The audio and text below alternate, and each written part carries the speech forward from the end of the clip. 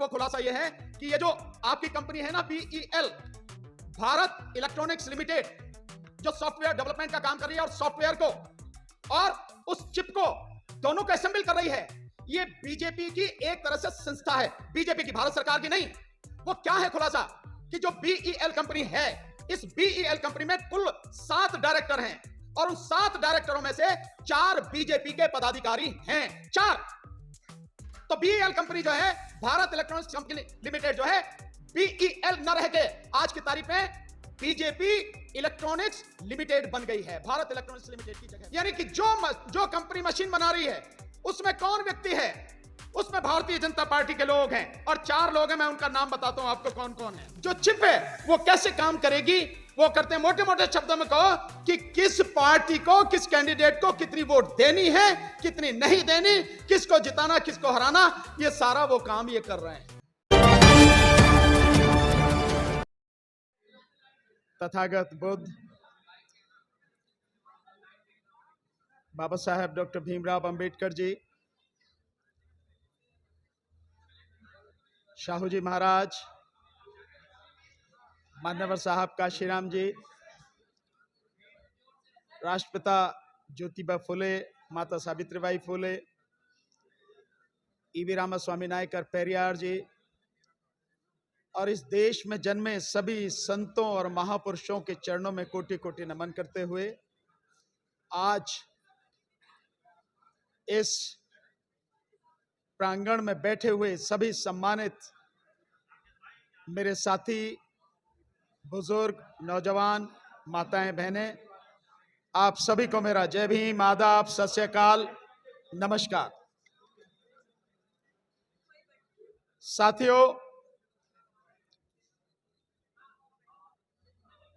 आज तक लड़ते लड़ते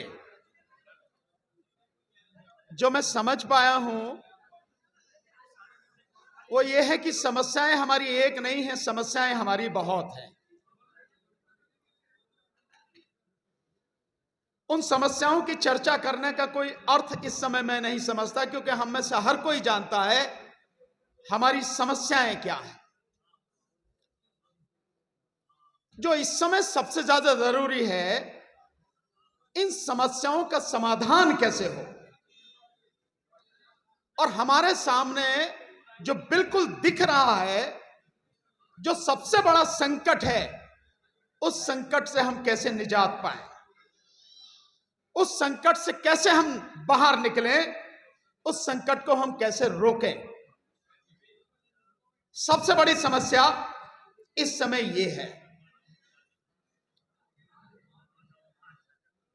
और मैं समझता हूं कि इस समय जो आपातकाल है वो एक ही है कि किस तरह से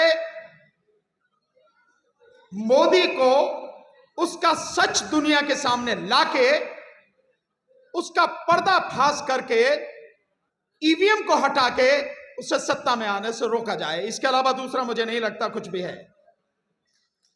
अगर हम ईवीएम को रोक पाए तो निश्चित रूप से हमारी जो बाकी दिक्कतें हैं, बाकी समस्याएं हैं, उनका समाधान का रास्ता भी निकलना शुरू हो जाएगा।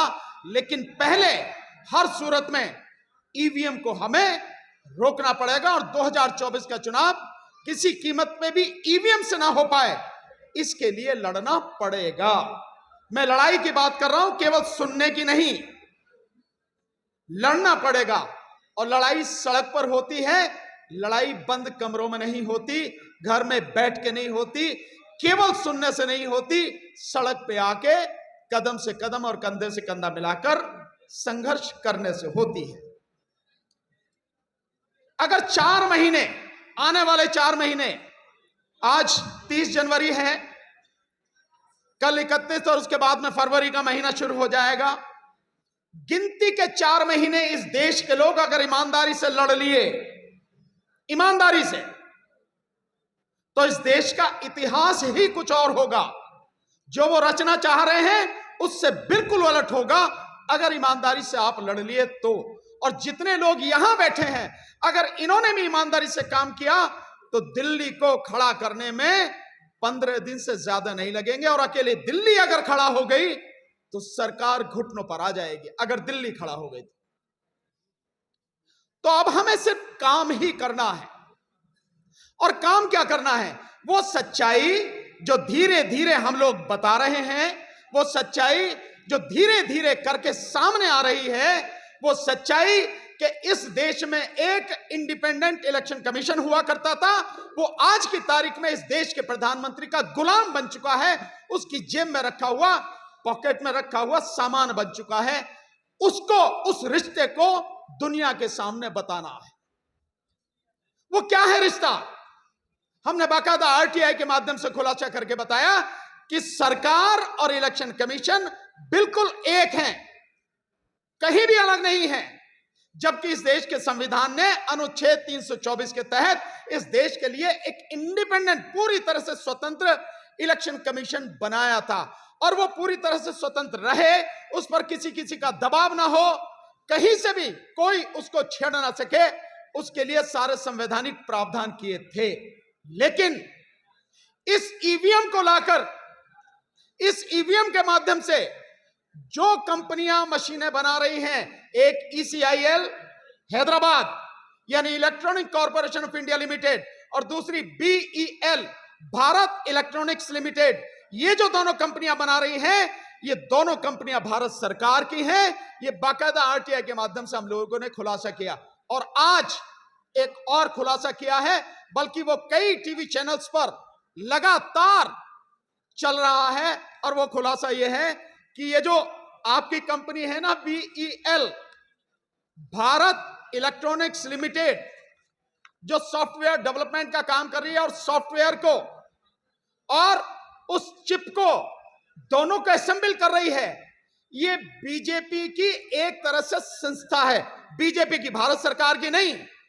वो क्या है खुलासा कि जो BEL कंपनी है, इस BEL कंपनी में कुल 7 डायरेक्टर हैं, और उन 7 डायरेक्टरों में से 4 बीजेपी के पदाधिकारी हैं। 4।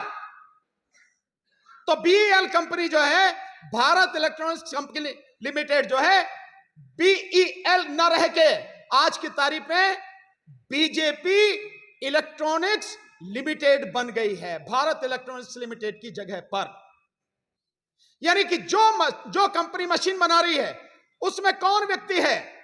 उसमें भारतीय जनता पार्टी के लोग हैं, और 4 लोग हैं। मैं उनका नाम बताता हूं आपको कौन कौन है। एक है डॉक्टर पार्थसारथी, ये ओबीसी जो मोर्चा है बीजेपी का, उसके नेशनल सेक्रेटरी हैं, ये एक डायरेक्टर हैं BEL के। दूसरे हैं ये मनसुख भाई, श्यामजी भाई कचारिया, ये राजकोट से है, और राजकोट में बीजेपी का डिस्ट्रिक्ट प्रेसिडेंट है, ये बड़ा बिजनेसमैन है, साइंस का विद्यार्थी है, ये उसका डायरेक्टर है। और तीसरा है शिवनाथ यादव, ये उपाध्यक्ष है उत्तर प्रदेश भारतीय जनता पार्टी का, और बनारस का रहने वाला है ये व्यक्ति, ये भी उसका डायरेक्टर है। और चौथा है श्रीमती श्यामा सिंह, ये फॉर्मर वाइस प्रेसिडेंट रही है बिहार से बीजेपी की, ये भी डायरेक्टर है। यानी 7 में से 4 डायरेक्टर उस कंपनी के जो बिल्कुल अलग होनी चाहिए थी, उसमें ये बीजेपी के लोग हैं। और ये सारे वो लोग हैं जो सॉफ्टवेयर डेवलपमेंट का काम करते हैं, और सॉफ्टवेयर और जो चिप है वो कैसे काम करेगी वो करते हैं। मोटे मोटे शब्दों में कहो कि किस पार्टी को, किस कैंडिडेट को कितनी वोट देनी है, कितनी नहीं देनी, किसको जिताना, किसको हराना, ये सारा वो काम ये कर रहे हैं।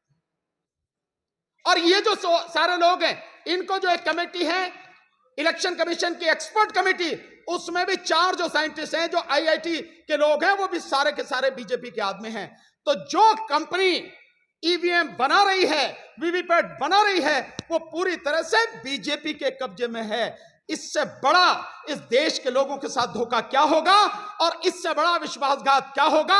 और तभी वो 56 इंची कहता है कि एक अकेला सब पर भारी, और तभी वो कहता है कि 400 पार 300 पार, क्योंकि बीजेपी के आदमी सारे वहां बैठे हैं। इस बात को मैं आप सबसे कहूंगा, सबको जाके बताओ कि इलेक्शन कमीशन ऑफ इंडिया आज की तारीख में इलेक्शन कमीशन ऑफ इंडिया नहीं है, वो इलेक्शन कमीशन ऑफ मोदी है, और हर जगह उनके आदमी बैठे हैं।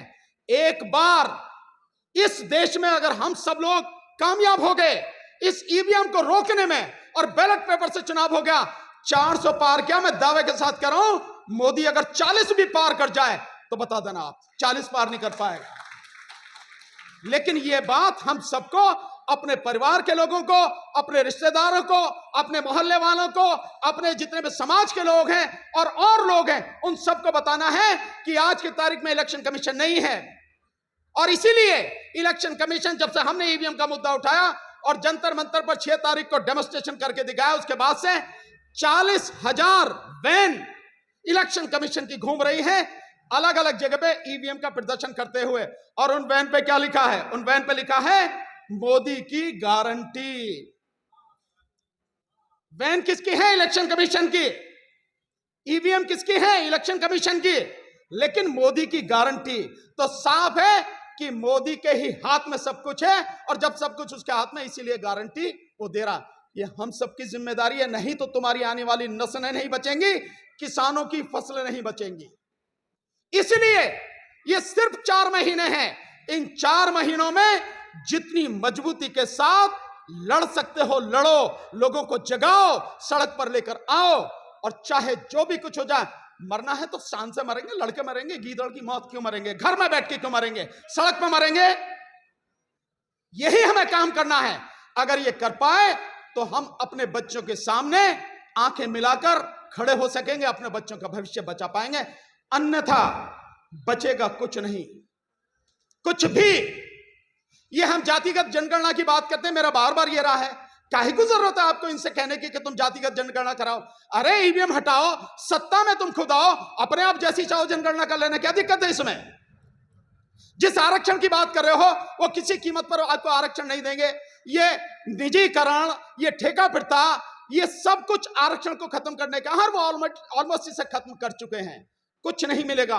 रोना धोना बंद करो, यूं हाथ रख के भीख मांगना बंद करो, शेर के पंजे की तरह बनाओ, और इनसे अपना हक, अपने बच्चों का हक छीन लो, तभी बात बनेगी। बहुत बहुत शुक्रिया।